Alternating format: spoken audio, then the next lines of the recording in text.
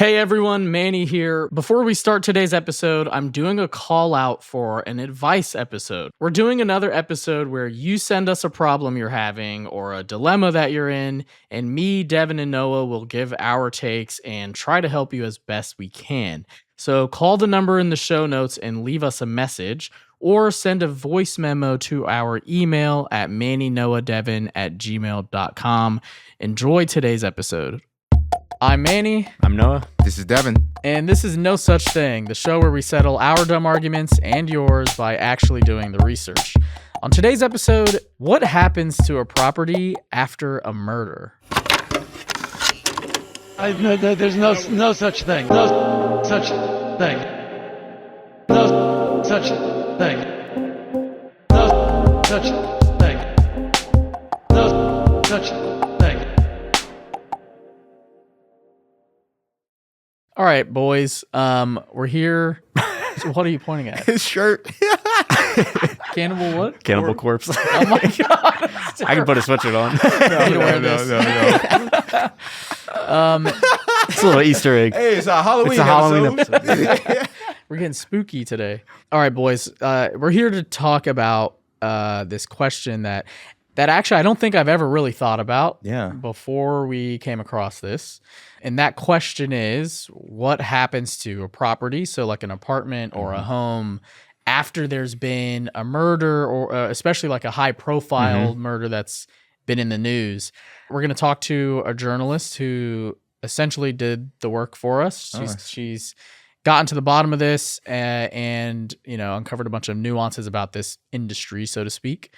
But before we get to that interview, I wanted to ask you guys, would this be a deterrent for you if you were moving into a place? So let's say let's do a scenario here where you're at the last stages. Maybe you've talked to the real estate agent, you put down a down payment, but then you find out that 20 years prior, there was a big crime that happened there. I mean, well, how do you guys feel? I think my only deterrent wouldn't be the act that happened there. I think it would be more if like people were coming by all the time. Like if it was really high profile and like there were like tourists coming by and hounding the place. Yeah. If it was like cleaned up or redone and there's not like signs of anything happening, I don't think it would bother me. I don't think I'd be so spooked. Maybe if it was like a really extreme thing where, whoever, John Wayne Gacy or something, like, the bodies were under this floorboard or something, like something like that. Yeah. Where it's like, okay, maybe that would be creepy, especially if I'm in, some creaky house or something. But I think if it was just like, okay, something bad happened here, not like the most extreme. I mean, I think I could be okay with it as long as, it's not like people are driving by or coming up and checking it out all the time. So you're not someone who thinks like there's bad vibes in the air, like you're not spiritual in that sense where you're like worried about like the water faucet being turned on by itself. I think as long as the price is right, I could get over that. But I think the thing you'd have to think about is if you were to sell that house, would you have issues? Maybe you don't have an issue with it, and you get a good price. But now it's time for you to sell it, and everyone's like, I don't want to buy that house. That's the house where that crazy thing happened. Yeah, that's a good point. All right, and now, okay, I put all this money into this house, and I can't get, I'm always thinking about, I'm an HGTV head, so I'm always thinking about asset, flipping it, So you have the house, you got to think about, it's an investment. At some point, you're going to want to try to sell it. But I'm not like a big ghost or spiritual guy. I think, to Noah's point, as long as it, like, if I was to be able to walk into that place and not notice or know, exactly, then I would be okay with it. It would, obviously, if it's a high profile thing and people are coming and taking pictures, like I even think about like the Sex in the City. Yeah, y'all seen this? The brownstone. Everyone's in New York, that where poor this old man is like putting up, like ropes and stuff because people are sitting on a stoop. Like I think also the Breaking Bad house where he throws a lot of people like to take pictures in front of the house. So some of that is like, all right, it comes with the territory, but some of it is like, all right, people, like let's be respectful. Someone does live here. So that would be my biggest worry is that if it's, you get these fanatics who would show up to your house. Yeah, if it's like a notorious location. Yeah, at all hours of the night or be sneaking around and it's like, all right, I don't want that to be happening. Yeah, I've thought about this question. I think I'm not spiritual in that way where like I think there's a ghost or whatever, and that's why I wouldn't do it. I do wonder if I could get over the thought of the thing happening there, like if it would be occupying my mind while I lived there. Of course, if there was a situation where they were like, okay, you found out that this thing happened here, we'll give you this place half off or whatever. Like if there's a consideration about the price attached to this, I would probably be okay. But I certainly think like if I was down in the basement doing laundry or whatever and like thinking about that, I don't know. I just feel like, people obviously not high profile, but lots of bad things have happened probably in all the places we've lived. That's a good point. Unless you're the first person living there. Yeah. Like, I hear my neighbors argue and I'm like, that's not good stuff happening in there. So true. I think to some degree, it's just like bad stuff happens everywhere. Mm-hmm. I think it's different if we have like a collective memory about the thing. Yeah. I wonder what has happened in this studio. Yeah. In the past. Yeah. It's possible. Go far enough back. Yeah. I've gotten bad vibes from the studio. Yeah. Like to what extent does it go? Like, could it be possible that 4,000 years ago, some guy hit another guy with a rock or something, and that's not really going to deter me from Cain and Abel happened here. Yeah. Cain and Abel happened in the United States of America. Right here. Yeah. Hey, he's American. Yeah. To me. But I think the more interesting question is something I've just not thought about before, which is like, what exactly is the process of selling these places? Yeah. So if some high profile murder happened in an apartment, what exactly is the process? Like, do they let people know ahead of time before people try and buy the place? Are these places torn down? Yeah. What the hell is happening? Is this an industry? Mm-hmm. And thankfully we've got a journalist joining us. Her name is Catherine Fenollosa. And she's interviewed a man who has become known as the Master of Disaster, which is, I know this is a kind of a darker topic, but that is an awesome name. Anyway, we've got Catherine waiting for us on a call, so why don't we just bring her in? Okay.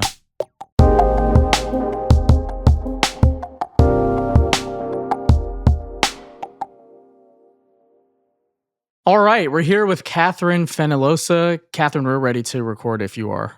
Sure. Great. Catherine is a journalist who is sharing with us an interview that she conducted with a man named Randall Bell.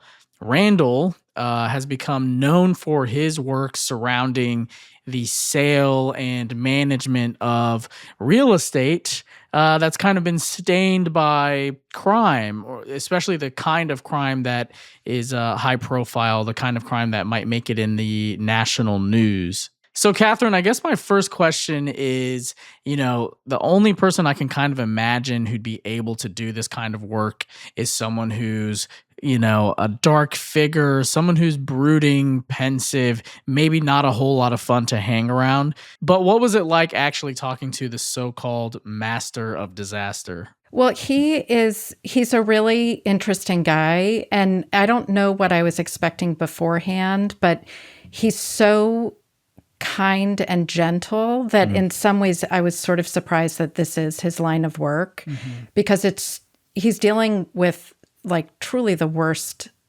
sides of humanity. He's been called to investigate basically the best way to handle some of the most notorious crimes in the country or natural disasters. And he does it with he describes himself as a surfer and a skier, and that comes across. He lives in Southern California, and he's got this very sort of Southern California beachy vibe to him, which, I think if you met him on the street, his line of work would be the last thing you'd ever think of.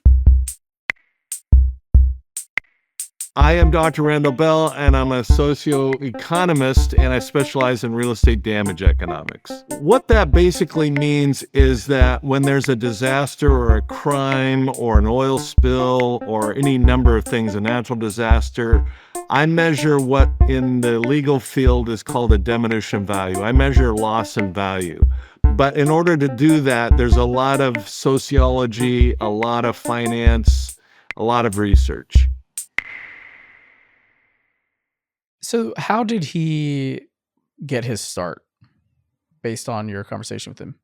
Yeah, so it's interesting. He was a neighbor of Nicole Brown. You know, she was married to O.J. Simpson, the football star, who then, depending on how old you are, in my childhood, he was like on the front of every Wheaties box. And, he was everywhere literally selling orange juice. The orange juice I grew up on, it's rich in natural energy, as sweet as an orange right from the tree, right? Yes, sir. Randall Bell lived in the neighborhood where her father lived. And so after that tragedy, Lou Brown, her dad, reached out to Randall just to say, do you have any thoughts of what we can do with her condo? So when Lou told me about the property, I was already pretty familiar with demographics, and it's a very high-end area. It's West LA.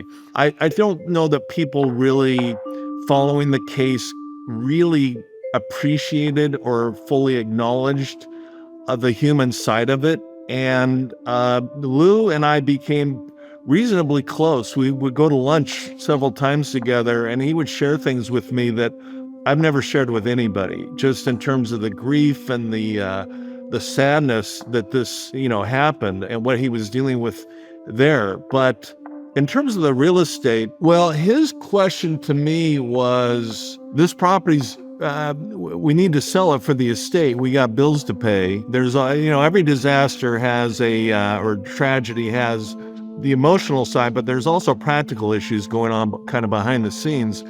And he was concerned about paying the bills. And he said, because the property is so famous, is it going to sell for more, or is it, he didn't know what was going to happen. And that's where I said to him, Lou, I don't know, but let me figure it out. He really got his start helping Nicole Brown's dad figure out what to do with her place. And then he just sort of got a reputation as the guy to go to. We were 3 years old when this, yeah, this was happening. Young. So everything I know about this case has been learned through, movies or documentaries. We're actually pretty removed from like the human element of this. And it's fascinating to hear that, he was so close to, was he like a next door neighbor or like in the neighborhood? He was in the neighborhood. Mm-hmm. Yeah, he was in the neighborhood. You hear about all of these cases on the news. There are happenings in Los Angeles, and it all began with charges laid by L.A. police against O.J. Simpson in connection with the brutal slaying of his ex-wife Nicole and 25-year-old Ron Goldman. Simpson, charged with the 2 counts of murder, was supposed to surrender to L.A. police at 2 Eastern this afternoon, but failed to show up. He is now considered a fugitive from justice, and police are on the hunt.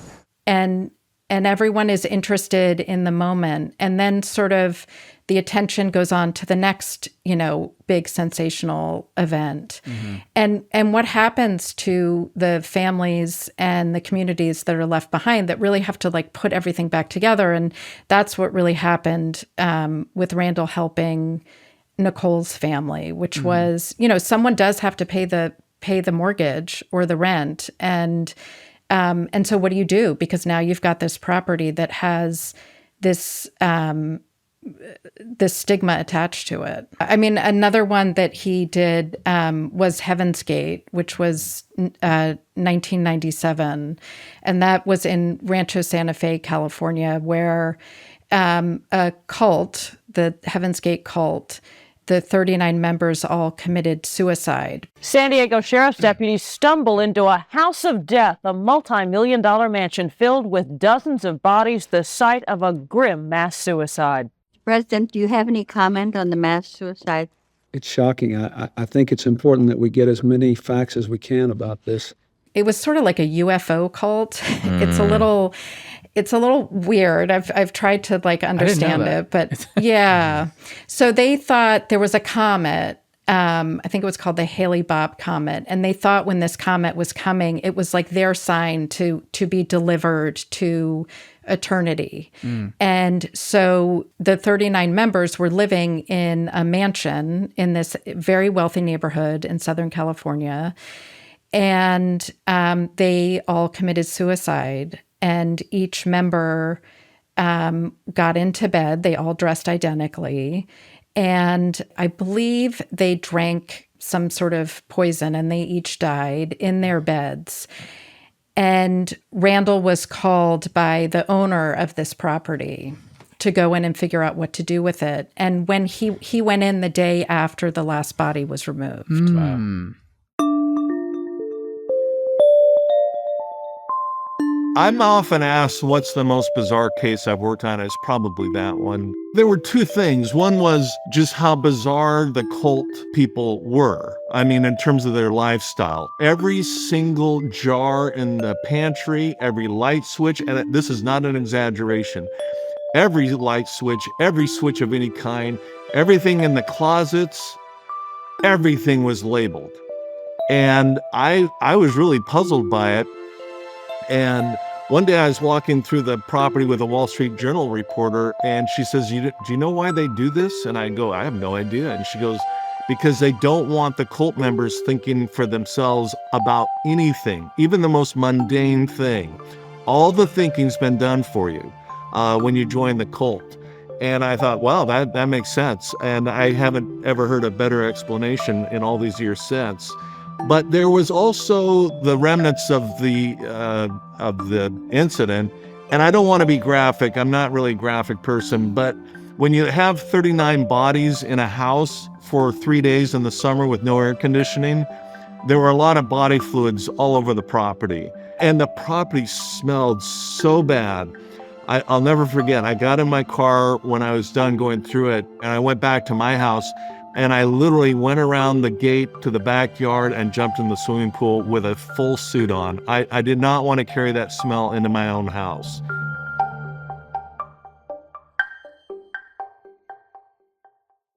And in the Heaven's Gate case, so how do you start doing what you need to do? Can you walk me through your process? The framework of it's pretty simple. We look at the costs, use, and risk.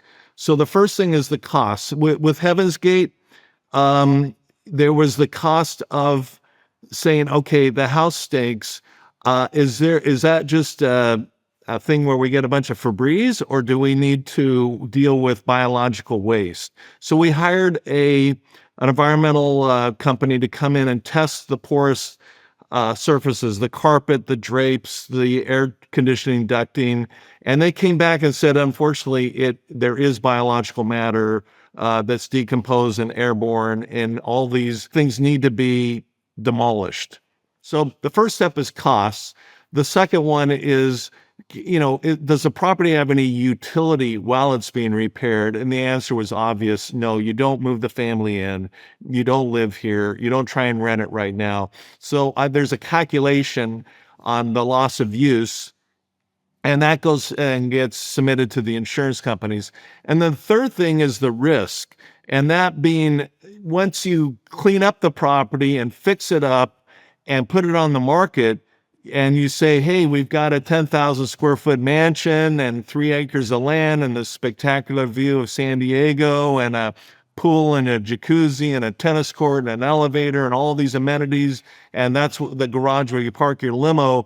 Oh, by the way, this was the site of, the nation's worst mass suicide. Well, that has a reputational problem, and obviously you're going to have crime scene stigma, or in this case, a stigma with the mass suicide. And there are ways of extracting that data and calculating what an appropriate discount would be. So at the end of the day, I'm looking at the costs, the loss of use, and the risk effects. What ended up happening with the Heaven's Gate property? The house ended up going into foreclosure, and I believe a neighbor bought it for half of what it had previously sold for 5 years before. And the city tried to do a few things. They changed the name of the street, which is not that uncommon in cases like this, so that someone doesn't Google an address and it comes up, Right. But when they did that, some local news stations caught wind of it. And so it sort of backfired, because then it put the story back on on the news cycle. But that one did sell to a neighbor at half of what the owner had bought it for. That's fascinating. We have to take a quick break, but when we come back, we're going to ask Catherine about some of the more difficult cases that Randall had to work on. All right, we're back. We're here with Catherine Fenollosa, a journalist whose interview with Randall Bell, A.K.A. the Master of Disaster, has been fascinating us. Catherine, we've talked a little bit about some of the cases Randall has worked on, which are kind of inherently distressing. But I'm curious if there were any cases Randall worked on that were either emotionally difficult or even logistically difficult. He worked on the World Trade Center. Jim, just a few moments ago, something believed to be a plane crashed into the south tower of the World Trade Center. I just saw flames inside. You can see the smoke coming out of the tower. We have no idea what it was. It was a tremendous boom just a few moments ago. You can hear around me emergency vehicles heading towards the scene. His cases it's so fascinating because it's such a wide range. Yeah. But the World Trade Center, in that case, he was also involved in trying to figure out what to do.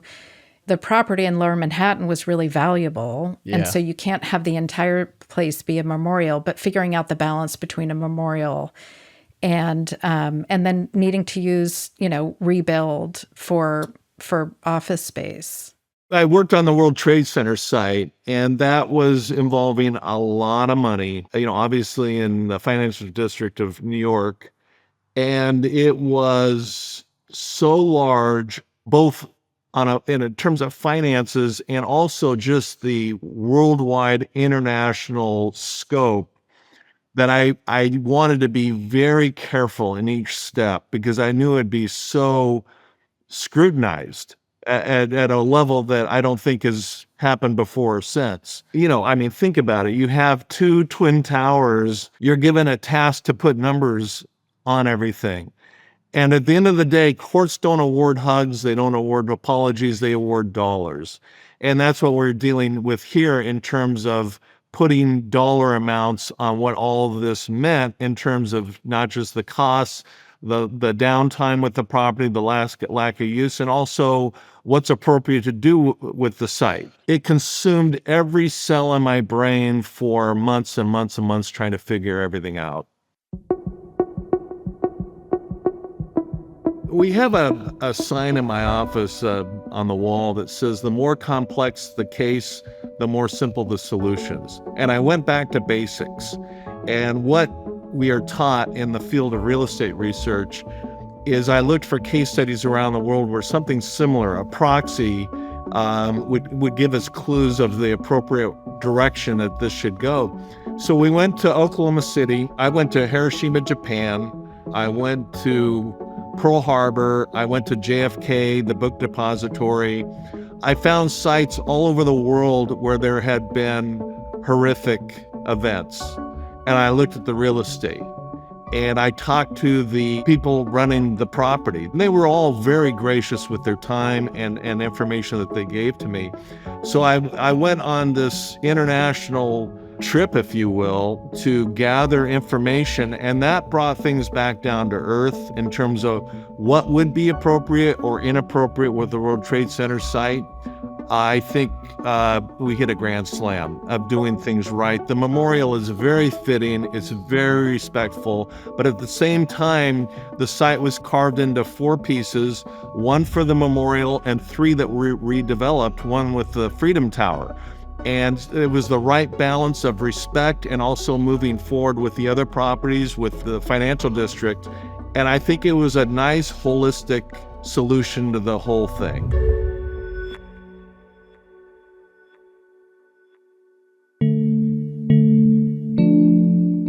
So Randall worked on the Sandy Hook case, is that right? Like specifically the home of the shooter? Yeah. Sandy Hook was 2012 in Connecticut, where a guy, Adam Lanza, murdered almost an entire kindergarten classroom and the teachers. The majority of those who died today were children.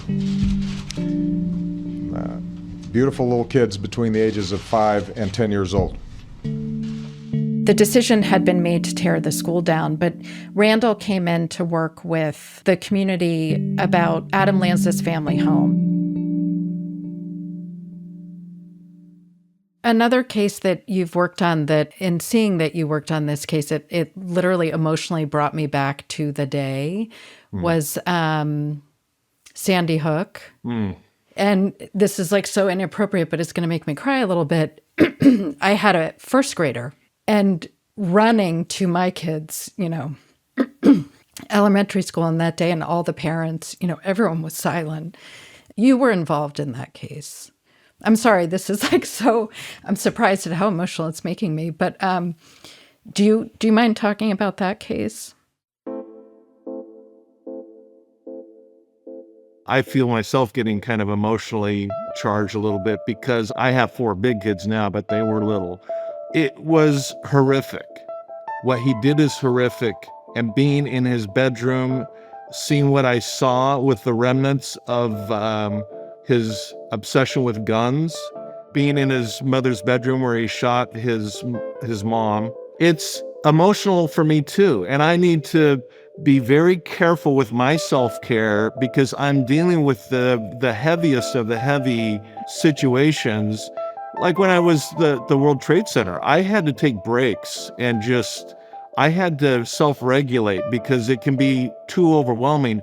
On the other hand, I need to be clear on what my objective is, what my purpose is, to try and take this situation, make it better. And that's what kind of fuels me to go forward. Because with Sandy Hook, my client was the bank that got the property back in the foreclosure because there's obviously nobody paying the mortgage, so that they didn't want the property, but they got it back anyway, and they didn't know what to do with it. So I met with the mayor, and she was a wonderful person, and I met with the chief of police and the school district people. I met with all of them, and I said, the bank is in the business of making money, but not in this case. The bank simply wants to do now I'm getting emotional, the right thing for the town, for the families, because there were families still living right down the street. What I did is I went to Sandy Hook, I went to other school shooting sites. I oftentimes get FBI clearance. I got all this, I don't know about all, but I think I actually did get all the recent school shootings, which blew me away how many aren't publicized, and visited a number of them and said, here's what happened here and here and here. And I laid out frankly, a chart showing every possible option I have researched or found or am aware of. And we'll let the town make the decision. And one night I'm working in my office late, and the mayor called me, and she said, I've talked to the families. She says, do you think that we can get that place torn down? And I said, watch me. And we did. Some places are just simply not salvageable. And I think that's one of them. And I think the reasons are pretty apparent.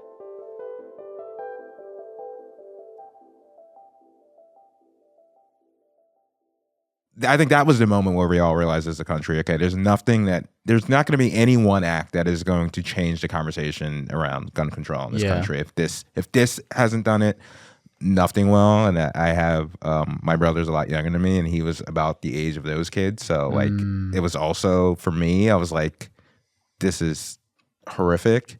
And if this is not something that can actually make us do something, it's not going to happen. But then I can't imagine, going in that community and having to sort of like face it head on. And I think a lot of people are probably relying on him to kind of be this rock in these moments, right? Where it's like, okay, this tragedy is happening. I need you to sort of guide me on what to do next with this property or in this moment. Like, I need you to be the sort of like stable guide in this sort of tragedy that's happening around me. Yeah, definitely. I think Randall, he does sit in an interesting position because he's trying to help places financially and logistically, but he also kind of has to act like a therapist, and talk to all these people and listen and then try and figure out what is the best for them, not just financially, but emotionally, what's the best for these communities and these families. Yeah, and another one of these cases that Randall worked on that wasn't just emotionally charged, but also politically charged,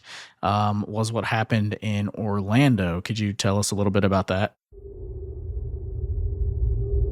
2016, somebody went into this gay nightclub and murdered 49 and injured 53 people. And that one, from talking to Randall, I sort of got the impression that one was the most personally life-changing for him.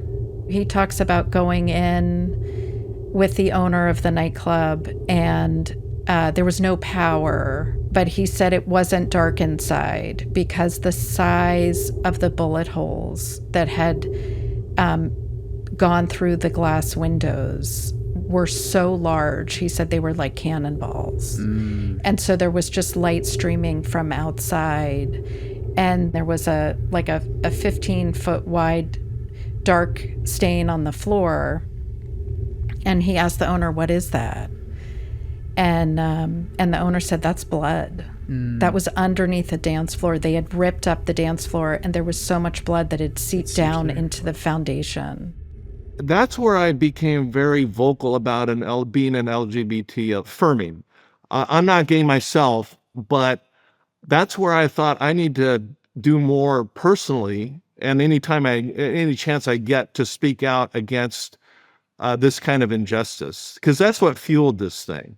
But we can speak out in our own ways. My way's small and probably insignificant, but I'm going to use whatever voice I've got to say racism or any of this stuff is just horrific. And I'll say it as loud and proud as I can till the day I die. And that case really woke me up to being loud and proud about speaking up against social injustice. I imagine like a nightclub property is, for his purposes, kind of a valuable thing. What ended up happening with that nightclub? So the city of Orlando bought the property, and the plan is that is going to be turned into a memorial. Okay. So supposedly in 2027, that should be a memorial. How did all of this work? How does it affect him personally? I mean, does this kind of dampen his outlook on life? Have you guys talked about, how he kind of processes all of this, how he's able to keep doing it? Yeah, that was a question I had for him because in some ways, I honestly think the work he's doing is some of the hardest around crimes because he's really sitting in the emotions with these communities long after like the initial tragedy.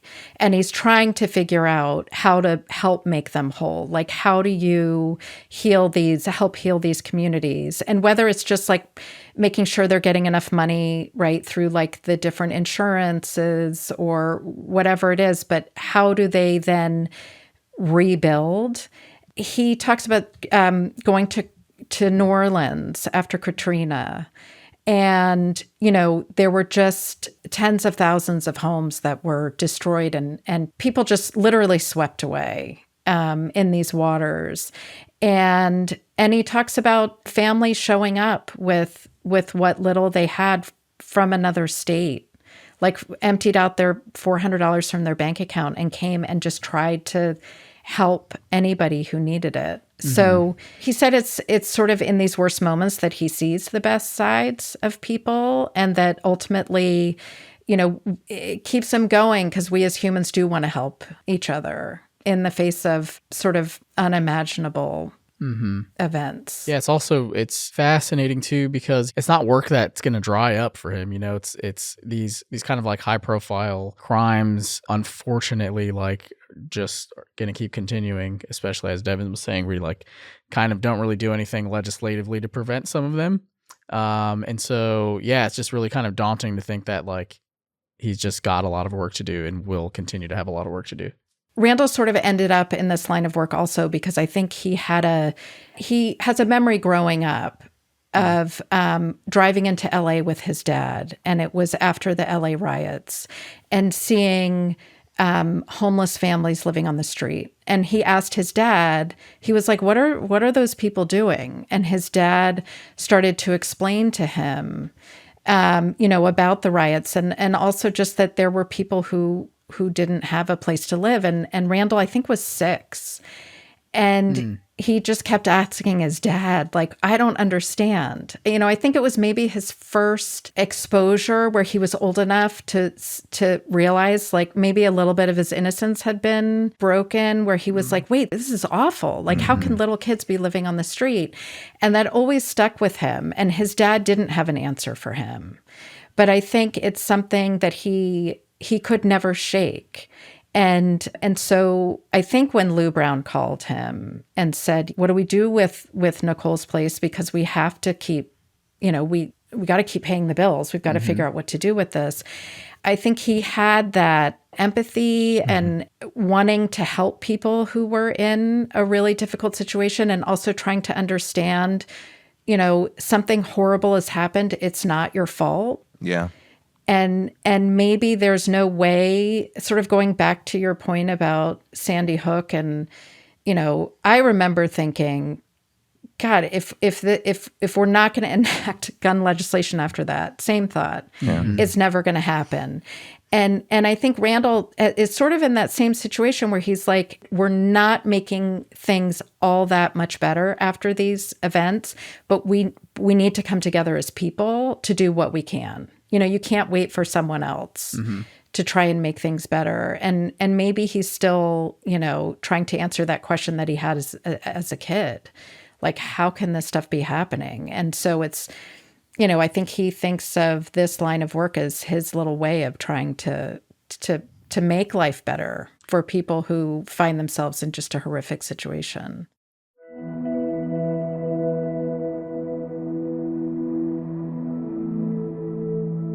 It is insanely heavy stuff. I fully acknowledge it. And one of the coping mechanisms is that I work hard, but I also play hard. I live by the beach. I go skiing a lot, as much as a 66-year-old guy can do. I beat most of the snowboarders down the hill. I have a work-life balance. I do it very conscientiously.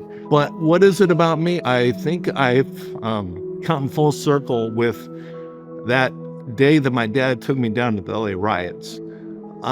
Because, you see the families that are homeless on the sidewalk.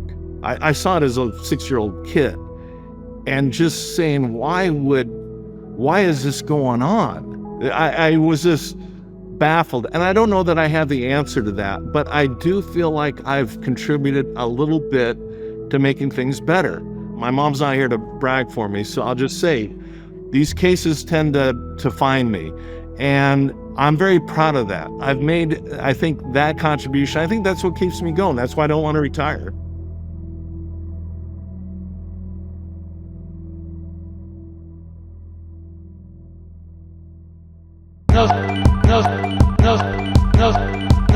Thanks for listening to No Such Thing, produced by Manny, Noah, and Devin. The theme song is produced by me, Manny, and this episode was mixed by Steve Bone. No Such Thing is a production of Kaleidoscope Content, executive produced by Mangesh Hachikador and Kate Osborne. This episode was produced with the help of America's Crime Lab, a great podcast that everyone should go check out, and thank you to our guest, Catherine Fenollosa. If you like what you're hearing, please give us a 5-star review wherever you're listening to this, and be sure to check out our website at nosuchthing.show. See you next time.